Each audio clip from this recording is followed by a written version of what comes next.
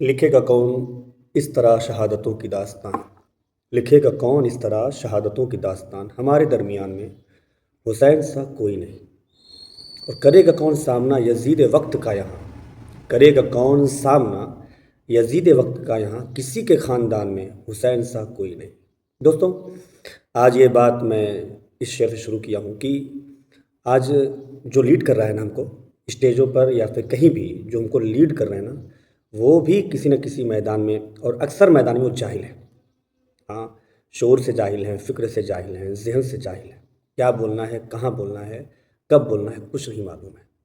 آج میں تقریباً 2 سال 3 سال 4 سال سے ایک چیز دیکھ رہا ہوں، اسٹیج پر خاص کر کے ساری چیزوں بات چھوڑیں، چونکہ ہم مذہبی اسٹیج کی بات کر رہے ہیں، کہ مذہبی اسٹیجوں پر کوئی بھی اگر آ کر کچھ بھی بول رہا ہے نا، جب وہ وقت اس وقت وہ جب غلط بول رہا ہوتا ہے جہل کی وجہ سے بول رہا ہوتا ہے، یا پھر ذہن جو ہے مغالطے کا شکار ہوتا ہے، بول رہا ہوتا ہے۔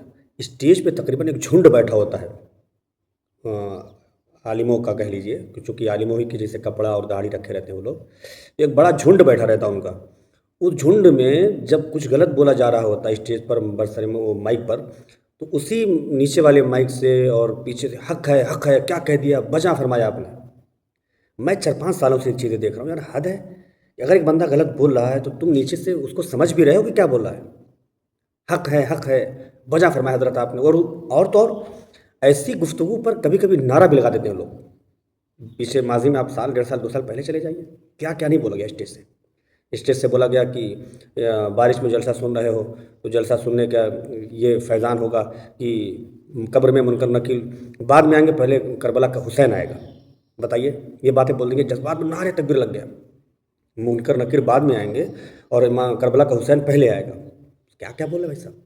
ایک جہاں اسٹیج سے بولا گیا کہ جو ہے اس طرح بولا گیا کہ پہلے ہم اعلیٰ حضرت کو جانتے ہیں اور اعلیٰ حضرت نے ہم کو نبی کی شان کو بتایا، تو ہم اعلیٰ حضرت کو مانیں گے، اس کے بعد نبی کو مانیں گے۔ اس طرح کے مفہوم اسٹیج سے دیا گیا تھا، اس پہ بھی کسی نے کچھ کلام نہیں کیا، آج تک نہیں کیا کسی نے۔ کہا کہ پہلے ہم باپ کو مانیں گے، اس کے بعد دادا کو مانیں گے، یہ بول کر کے پھر کہا کہ اعلیٰ نبی کی شان بتایا کس نے، نبی کی شان بتایا کس نے، اعلیٰ حضرت نے، تو پہلے اعلیٰ حضرت کی بات ہوگی، اس کے بعد نبی کی بات ہوگی، معاذ اللہ۔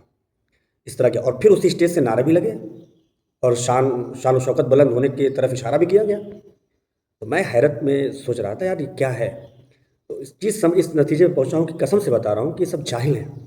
اسٹیجوں پر اس وقت جو گروپ چل رہا ہے، جو جھنڈ چل رہا ہے نا، چاہے وہ مفتی کا لقب لے کے پھر رہے ہوں، چاہے وہ عالم کا لقب لے کے پھر رہے ہوں، اس کی حقیقت تو بہت گھناؤنی ہے۔ جب آپ اس کی حقیقت میں جائیں گے تو آپ کو گھن آ جائے گی کبھی کبھی کہ یہ سرٹیفکیٹ وغیرہ کا سسٹم کیا ہے۔ مگر میں بتا رہا ہوں کہ یہ جو لوگ آ رہے ہیں نا، یہ سب بہروپیہ ٹائپ ہیں، اور ان کے زبان سے صرف اور صرف ابھی مسلکوں کے خلاف بولنا ہو، کہ کسی مسلک کے خلاف بولنا ہو، تو یہ کہیں گے آ جاؤ میدان میں، دم ہے تو آؤ مقابلہ کر لو۔ کیوں؟ ان کو پتہ ہے کہ سامنے والا FIR بھی نہیں کرے گا۔ آؤ تم 2 ہاتھ کر لیتے ہیں میدان میں، آ جاؤ مناظرہ کا میدان سجا لو، ہم تو آئے ہوئے ہیں، اپنی ماں کا دودھ پیا ہے تو آ جاؤ۔ اس طرح کی باتیں کر کے معلوم کیا بولنا چاہتے ہیں۔ ان کو 100% پتہ ہے کہ سامنے والا FIR نہیں کرے گا، سامنے والا کوئی ایکشن نہیں لگے، اس لیے اس طرح بول بھی رہے ہیں۔ امام حسین رضی اللہ تعالیٰ عنہ کے سامنے جو یزید تھا، اس کے خلاف بولنا آج کے لوگوں کے لیے بہت آسان ہے۔ بول رہے ہیں یزید کے خلاف، اب بولنا بھی چاہیے، بولنا ثواب بھی ہے۔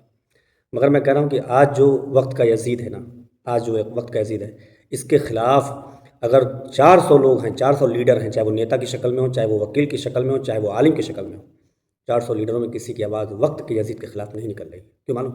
وہ اٹھا کر ڈال دے گا جیل میں، اور جنہوں نے اٹھائی وہ جیل میں ہیں، جنہوں نے آواز اٹھائی وہ یزید وقت کے خلاف، وہ جیلوں میں ہیں اور جیلوں کی زندگی کاٹ رہے ہیں۔ اس لیے کہہ رہا ہوں کہ اسٹیجوں پر فالتو بات نہ کرو یار، کام کی باتیں کرنی چاہیے۔ میں کبھی نہیں کہہ سکتا کہ مسلک جو دیگر مسالک ہم رد نہیں کرنا چاہیے، مگر وقت ضرورت کیا ہے اس پر بات کرنا ہے اس وقت، اور یہی آپ کی عقل مندی اور جو ہے کہ آپ کا شعور اور آپ کی فکر کو بلند کرے گا۔ اب آپ جو ہے کہ اس طرح کی باتیں کر کے آپ سوچتے ہوں گے میں بہت بڑا بہادر گنوا لوں، غازی ہو جاؤں، فاتح فلاں ہو جاؤں، فاتح ملک بن جاؤں۔ کچھ نہیں صاحب، آپ کچھ نہیں ہیں جب تک کہ آپ اپنے منصب اور اپنے حیثیت کے اعتبار سے قوم کو لیڈ نہیں کر رہے ہیں۔ آج وقت کی ضرورت ہے، تو آج یہ باتیں رہی، مسلکوں کے خلاف بولنا ہو یا پھر خانقاہوں کے خلاف بولنا ہو، یا ایک پیر دوسرے پیر کے خلاف بولنا چاہتا ہوں، تو یہ سب غازی بھی بن جائیں گے، فاتح یورپ و ایشیا بھی بن جاتے ہیں، فاتح فلاں بھی بن جاتے ہیں۔ مطلب ان کے ساتھ القابات کی بارشیں ہو جاتی ہیں، اور ان کو اس لیے یہ بولنے میں اچھا لگتا ہے کہ ان کو 100% پتہ ہے کہ کوئی FIR، کوئی ری ایکشن نہیں ہونے والا کسی طرف سے، اس لیے بولو چاپ کے کیا کرنا ہے۔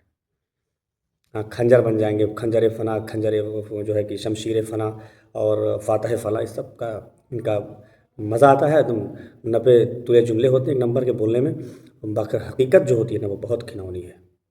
اس لیے کہہ رہا ہوں کہ حقیقت میں مخلص بن جائیں اگر نا، مخلص، تو انشاءاللہ بہت کچھ ان کی زبانوں سے وہ کچھ نکلے گا جو انہیں خود پتہ نہیں تھا کہ مجھے کیا بولنا تھا، اور اللہ تبارک و تعالیٰ نے زبان سے کیا نکلوا دیا ہے۔ اللہ کا بڑا کرم ہوگا، مگر آپ پہلے مخلص بننے کی ہم